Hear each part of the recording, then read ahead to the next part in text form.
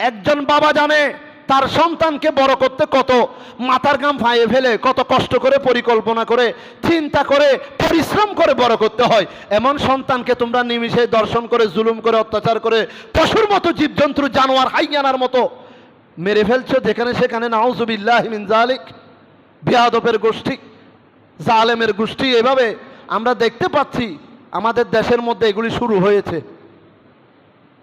প্রিয় হাজিরিন, এরকম জেনার বাজার গরম করলে দেশের মধ্যে বড় বড় মহামারী আসবে। সাবধান, হুঁশিয়ার। নিজের বিবেক হচ্ছে নিজের সর্বোচ্চ বড় আদালত। নিজের বিবেক হচ্ছে নিজের সর্বোচ্চ আদালত। সবার ঘরে আমাদের ছোট ছোট মাসুম বাচ্চা আছে। রসুলের পাকের আদর্শকে মানতে হবে।